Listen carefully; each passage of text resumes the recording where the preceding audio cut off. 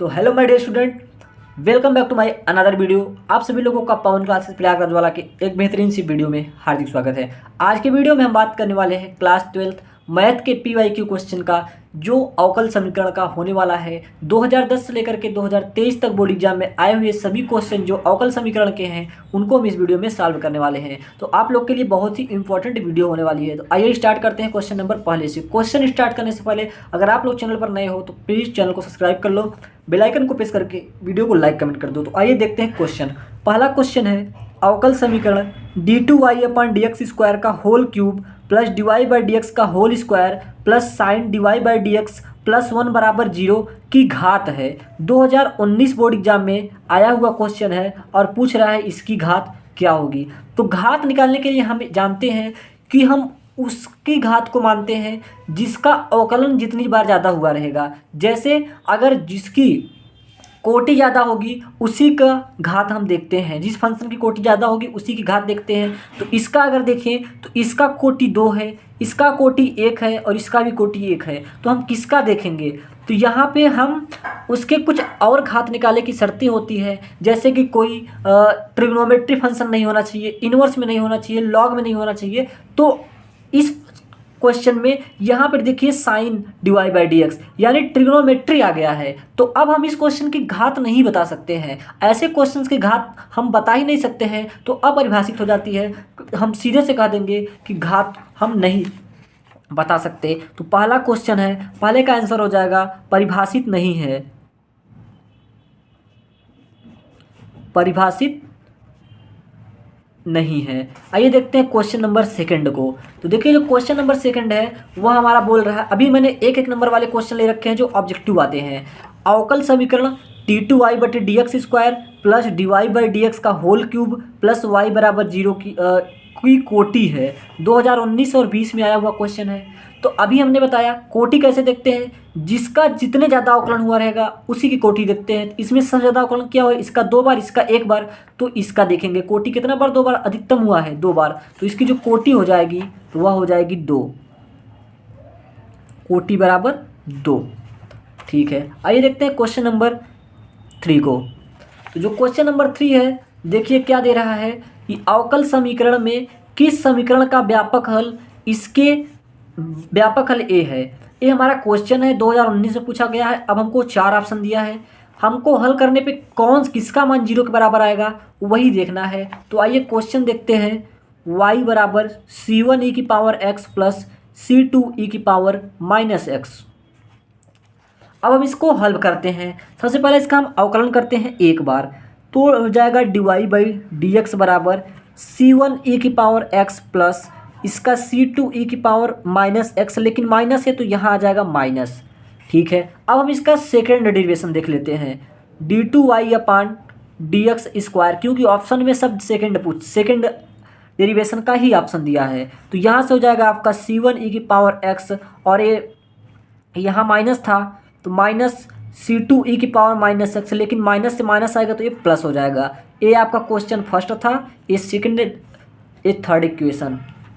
तो अब हमको देखिए ऑप्शन क्या दिया है, d2y second derivation plus y के बराबर 0 आएगा, या सेकेंड डेरिवेशन माइनस y के बराबर 0 आएगा, या फिर इसमें एक जोड़ने पर 0 आएगा, या फिर एक घटाने पर 0 आएगा। तो एक जोड़ने और एक घटाने पर 0 तो नहीं आएगा, ये तो दोनों ऑप्शन कट गए। अब बचते हैं 2 ऑप्शन, या फिर y को जोड़ दे सेकेंड डेरिवेशन में या फिर घटा दे। तो यहाँ से अगर हम ऑप्शन में देखें तो जो हमारा सेकेंड डेरिवेशन है दोनों पॉजिटिव में आया है। ठीक है, और y जो है दोनों पॉजिटिव में है। तो हम इसमें से अगर इसको घटाएंगे तो यहाँ माइनस लगेगा तो माइनस हो जाएगा, तो माइनस वाला आएगा। तो अब हम क्या करेंगे, समीकरण 3 में से एक को घटाने पर हमारा दिया था ना ऑप्शन में कि d2y/dx² माइनस y बराबर 0। अब हमको इसको सॉल्व करके इसके बराबर लाना है। तो ठीक है, d2y/dx² क्या है, ये है c1e⁻x प्लस c2e⁻−x, ये हमारा हो गया।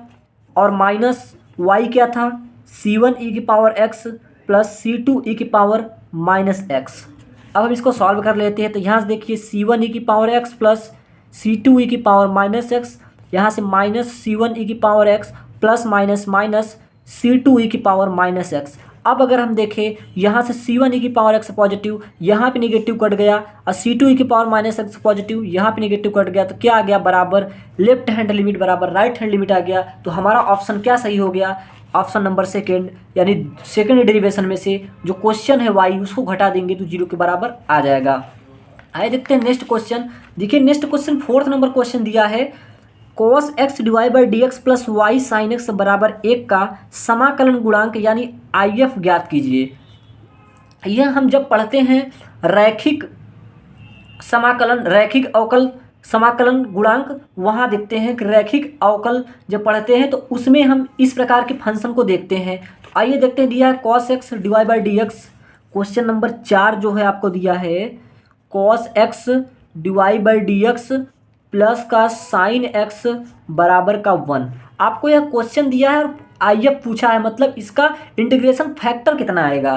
तो इंटीग्रेशन फैक्टर जो आएगा देखते हैं, उसको बनाने के लिए हमारा क्या होता है, इस फॉर्म का होता है divide by d x plus y बराबर इधर कुछ हो जाएगा, मान लो कोई एक अचर पद मान लो C, इस प्रकार का होता है। और यहाँ पे y के पहले कुछ हो भी सकता है और नहीं भी हो सकता है। तो इसको बदलने के लिए पहले हमको cos x को डिवाइड बाई डी एक्स को फ्री करना होगा। तो cos x है तो सबसे भाग सब में लगाना होगा। तो यहाँ से डिवाइड बाई डी एक्स का जब भाग लगाओगे तो यहाँ से तो कट जाएगा, प्लस यहाँ आ जाएगा साइन एक्स बटे यहाँ cos x आ जाएगा, प्लस यहाँ क्या होगा, यहाँ 1/cos x हो जाएगा। यहाँ पे हमको py प्लस q के रूप में बनाना पड़ता है ना, इस प्रकार ये इक्वेशन, उसकी जो फाइनली इक्वेशन होती है ये होती है divide by d x plus py बराबर q। और यहाँ x होता है, x वाला टर्म होता है तो x हो जाता है। अब देखिए यहाँ से आ जाएगा हमारा divide by d x plus यहाँ से आ जाएगा साइन एक्स बटे cos x tan x plus 1/cos x sec x. ये तो बराबर है ना, इधर बराबर है। अब देखिए हमारा क्या बन गया, divide by d x plus P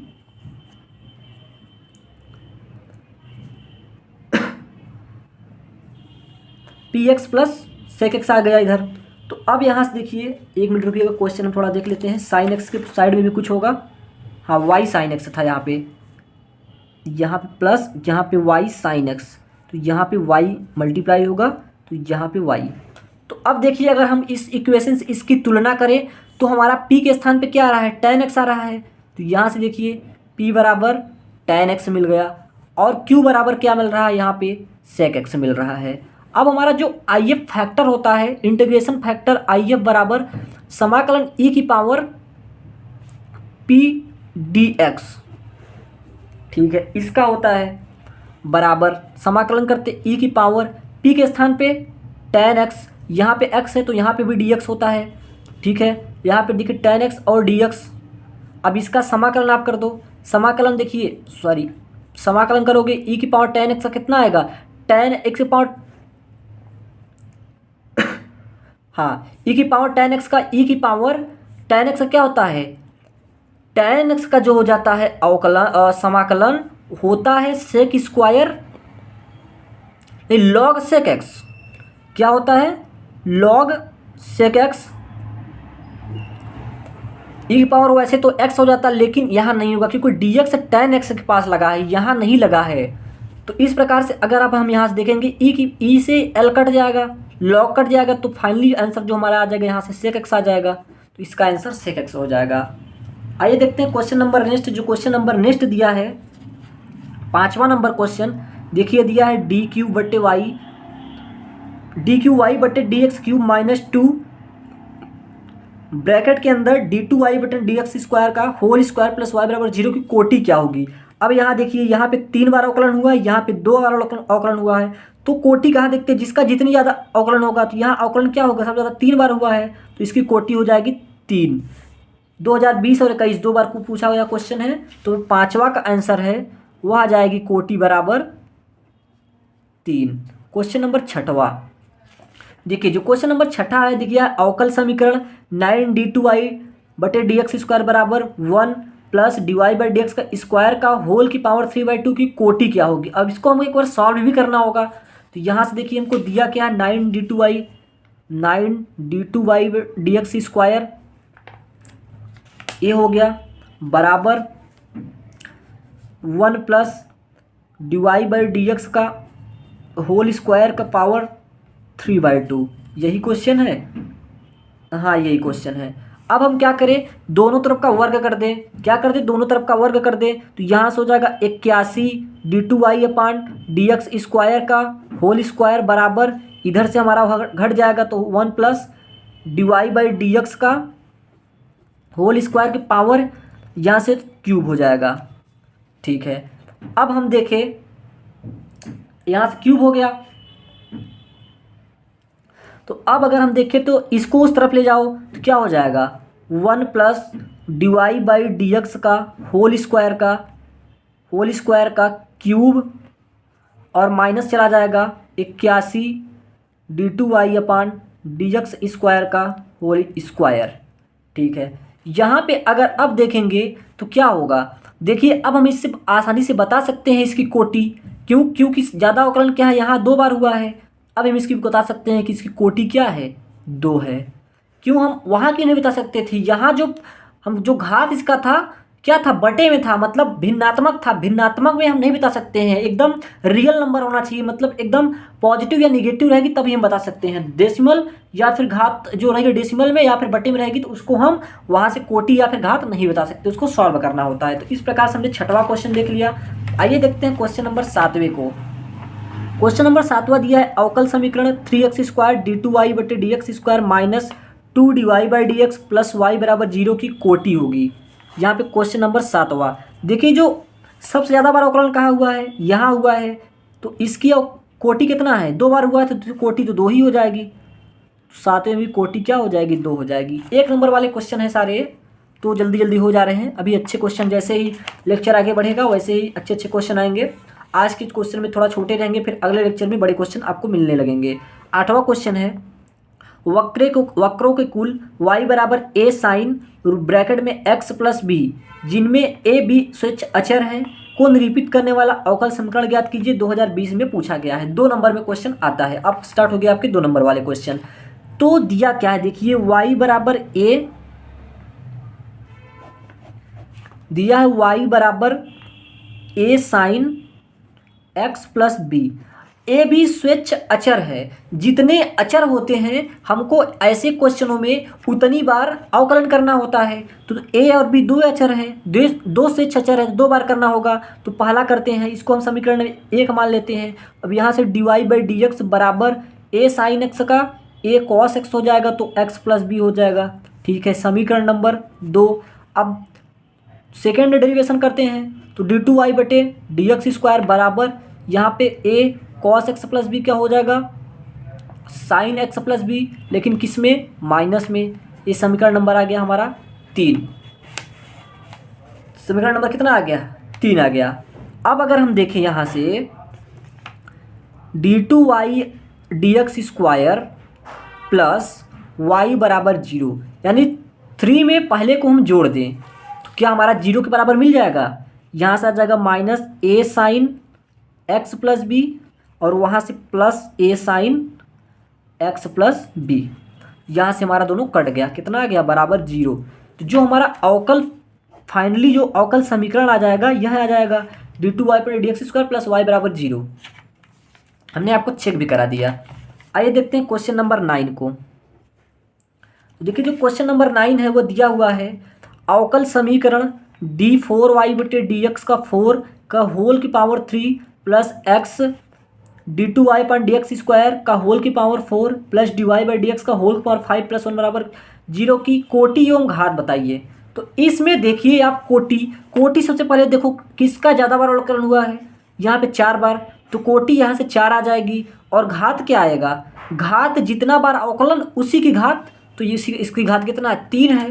कोटि 4 और घाती 3, कोटि बराबर 4 और घात बराबर 3। क्वेश्चन नंबर 9 हो गया। क्वेश्चन नंबर 10 देखते हैं। देखिए जो क्वेश्चन नंबर 10 है दिया है, अवकल समीकरण d2y/dx² बराबर y प्लस dy/dx घात 1/5 की कोटि एवं घात कीजिए। कोटि तो बता सकते हैं लेकिन घात नहीं बता सकते, क्यों, क्योंकि 1/5 बटे में है, इसको चेंज करना होगा हमको। तो चेंज करने के लिए हम आइए सॉल्व करते हैं। देखिए दिया है d2y/dx² बराबर बराबर में दिया है y plus dy by d x का होल की पावर 1/5। ठीक है, कि कब आया है 2019 बोर्ड एग्जाम में आया हुआ क्वेश्चन है। इसको सॉल्व करने के लिए क्या करेंगे हम, 5 से दोनों तरफ वर्क कर देंगे 5 से।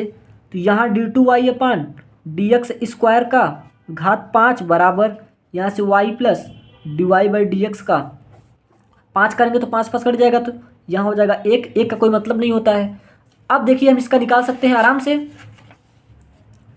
अब आराम से निकाल सकते हैं।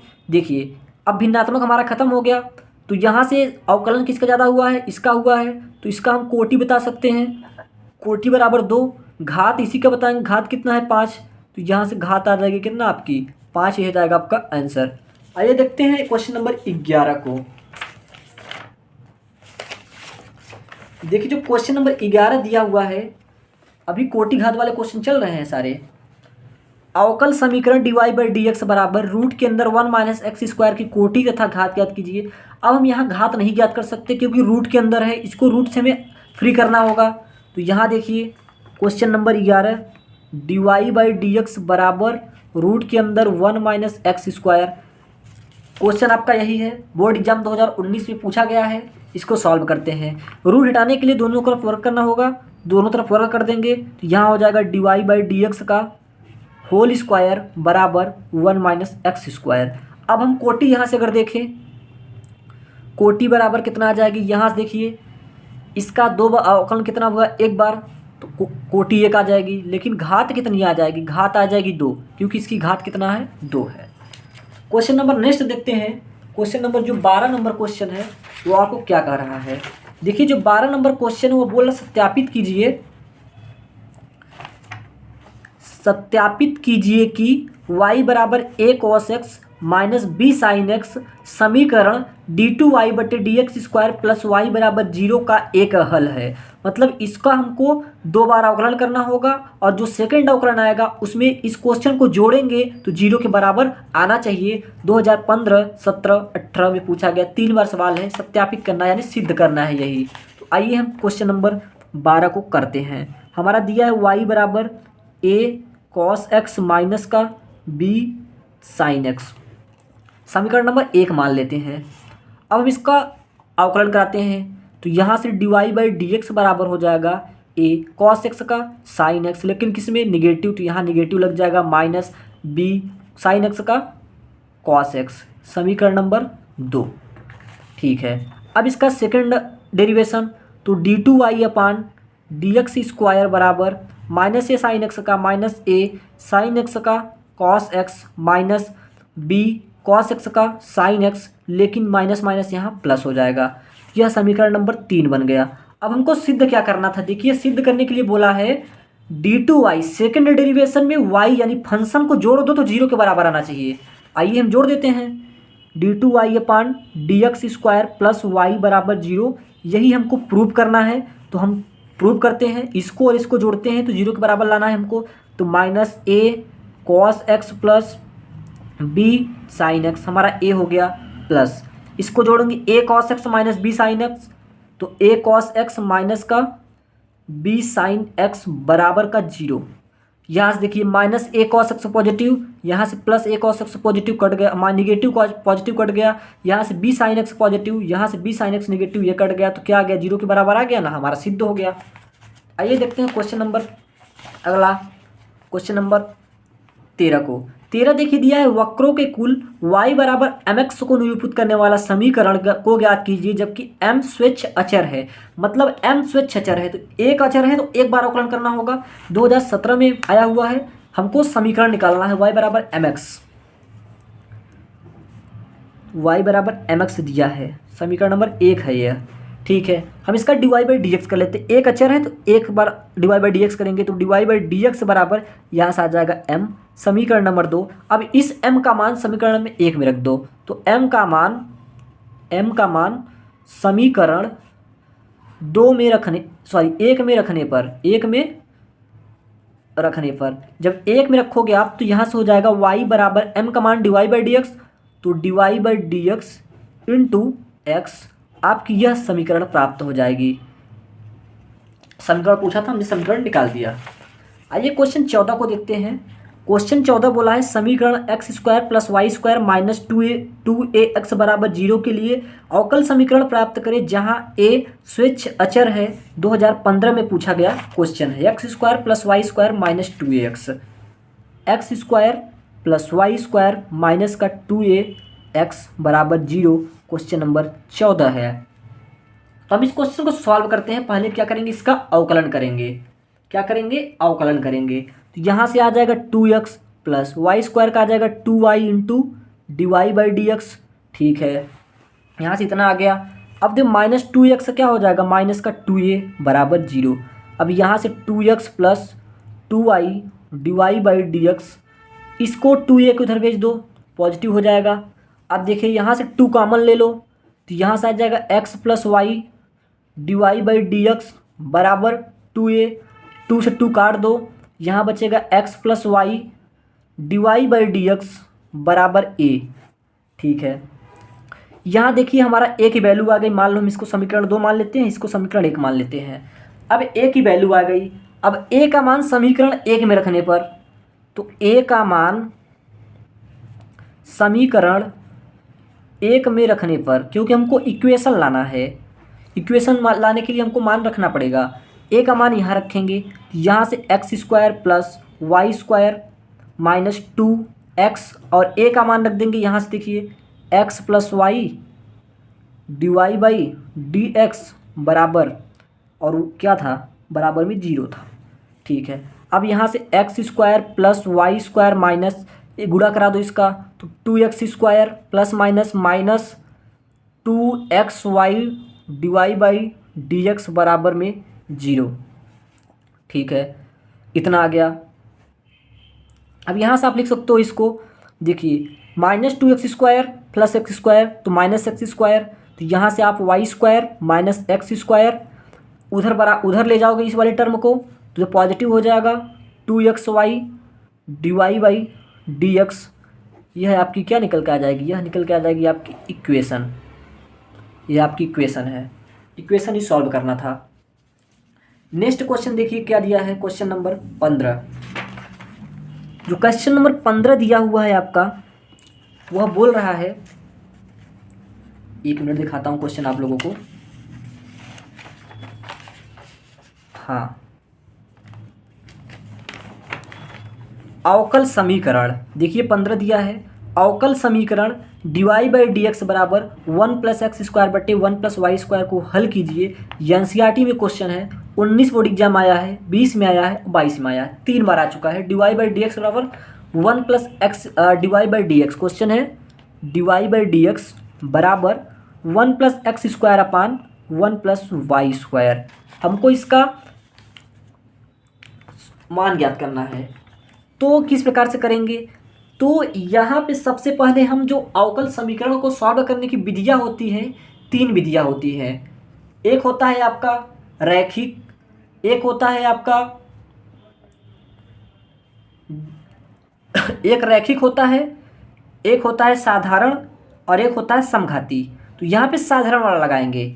साधारण वाले में देखिए यहाँ डी वाई, ये जो डी वाई वाला फंक्शन है, डी एक्स एक्स वाला फंक्शन है, तो इसको आपस में चेंज कर लेते हैं। वाई के पास डी वाई के पास वाई वाला फंक्शन और डी एक्स के पास एक्स वाला फंक्शन। तो डी वाई यहाँ है, तो यहाँ d y 1 plus y square भाग में है, उधर को तो गुणा हो जाएगा, तो 1 plus y square d y बराबर, इधर बचा क्या 1 प्लस एक्स स्क्वायर, इधर भाग में उधर जाएगा, गुणा में हो जाएगा,